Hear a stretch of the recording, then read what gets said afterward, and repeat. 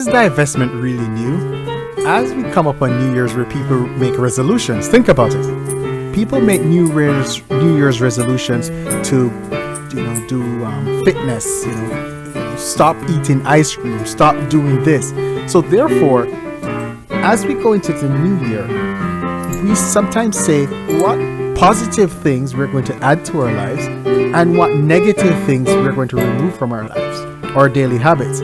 So in a sense, each new year, we plan to do a divestment from something. So I think this is poignant. Thank you.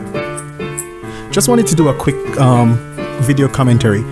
One thing I wanted to say, who defines divestment? A big thing that I've been thinking about.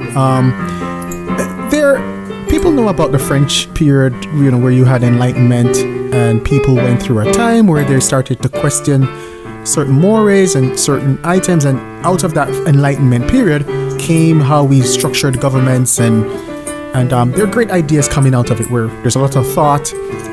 There's a Renaissance period, all of that stuff. It was a great period, and society advanced, and it was because there was freedom of thought and people broke the mold of the previous more religious type of thinking. Now let's look at that in the context of divestment. Today, I think that the term divestment, which really means that you were invested in something and you are now divesting, you are now leaving that investment. That's the pure definition of divestment. So once invested in the past, now you're leaving that. So divestment could mean anything. You could divest away from a culture. You could divest away from a sports activity.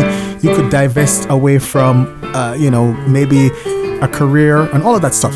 Divestment just means that you're invested in something and you're leaving from it. Today, people are trying to narrowly define what divestment mean and hammer it into people that divestment must mean for black women that they divest from black men. And that may mean that for some people, but for some people, divestment may actually mean something else. And it may mean that they're taking things out of their lives which don't serve them well. And some people may say, hey, black men don't serve me well, so therefore I don't need to deal with them. And that's perfectly fine. But some people may define it as, I don't want to deal with a man of a certain socioeconomic class. That person can call themselves divested. I mean, there's freedom, and this is something that I find that people are policing a term. They're denigrating others who have a different definition of it. And then there's this name calling people mammies and fence sitters and all of these things, which is negative.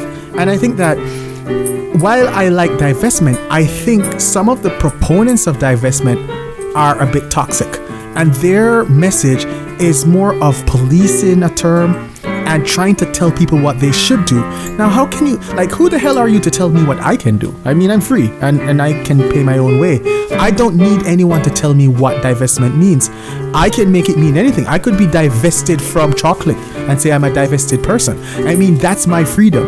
And I think more and more we're seeing that people will come to the idea that the whole idea of divestment is actually good, because what it is people putting away bad habits, putting away bad associations, and moving to something better, something more wholesome, something that will improve their lives. And what we will see is that this little movement will soon become larger, and the original people who were in the movement will be upset because it won't mean what it originally meant. I can assure you that, because as it becomes mainstream, it's more people figuring out what serves me well and what does not serve me well. And as people start to understand that, we will move forward, because I think that in my own brand, it's a culture that probably doesn't serve you well, that you need to move away from. But that's your choice. I mean, that's your choice. You're individual, you're adult. So therefore it's your choice in how you define it. But I think that the whole idea of putting negative things behind you is no new. I think that we've just attached a word to it, and it's a beautiful coin term because it gets people going. But I don't need anyone to tell me how I should define anything. And as a black man, I can be a part of a divestment movement in my own sense of divesting away from something which I don't think serves me well. And I think that loosely, some of the men in the manosphere are a part of a different type of divestment movement. MGTOW, that's divesting. They're divesting from normal relationships and women. But it's a great idea and concept, and something that as we go forward with these different movements, I hope that one of the things that we look at is what parts of the culture don't serve us well. This constant back and forth, anger, being obnoxious, all that. I don't think that serves us well.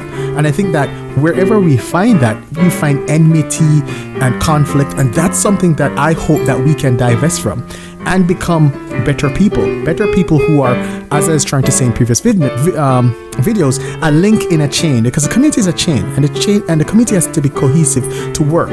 And we don't have nice parks, beautiful museums and buildings and all of that stuff, law and order, without people cooperating and being part of that community. And that's an important factor that people need to have. And so as we start to think more on this, we'll see that what is the negative thing is actually a culture, which I call the hood mentality, or some people want to call it Blackistan, that we need to focus on in our own personal lives to see how we can divest from that culture and adopt a culture which is more, that engenders more of a cohesive relationship with other black people, with other people from other races.